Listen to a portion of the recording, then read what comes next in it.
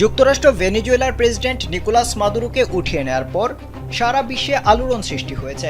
এই অবস্থায় রাশিয়ার প্রেসিডেন্ট ভ্লাদিমির পুতিনকে নিয়ে ইউক্রেনের প্রেসিডেন্ট ভলোদিমির জেলেনস্কির একটি ইঙ্গিতপূর্ণ মন্তব্যের পর নতুন করে চাঞ্চল্যের সৃষ্টি হয়েছে। মাদুরোকে উঠিয়ে নেওয়ার পর জেলেনস্কি বলেছেন, একজন স্বৈরশাসককে যদি এভাবে ধরা যায় তবে পরবর্তী লক্ষ্য কে হতে পারে তা ওয়াশিংটন ভালো করেই জানে। এই অবস্থায় আলোচনায় এসেছে রাশিয়ার ডেড হ্যান্ড।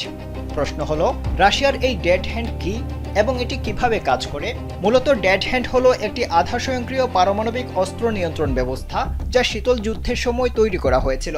এটি এমন একটি ব্যবস্থা যা স্বয়ংক্রিয়ভাবে একটি দেশের পারমাণবিক অস্ত্র চালু করতে পারে যদি সেই দেশটির সামরিক নেতৃত্ব ধ্বংস হয়ে যায় বা যোগাযোগ বিচ্ছিন্ন হয়ে যায়।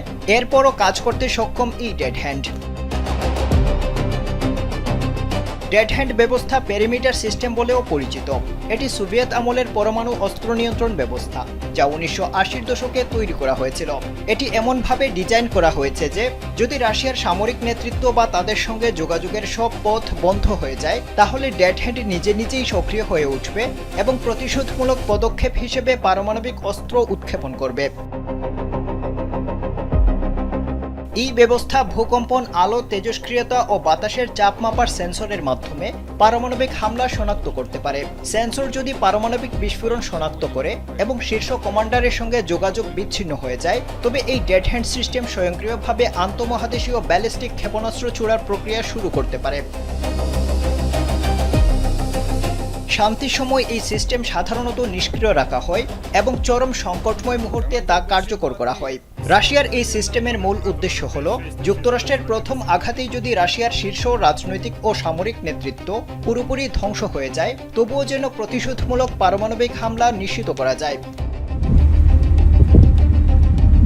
সম্প্রতি ইউক্রেন ইস্যুতে রাশিয়ার নিরাপত্তা পরিষদের উপপ্রধান দিমিত্রি মেদভেদেভ যুক্তরাষ্ট্রকে ডেড হ্যান্ডের হুমকি দিয়েছেন।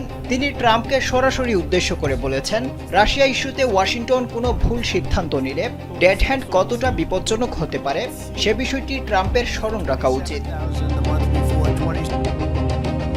আবদাল হুসাইন, কালবেলা।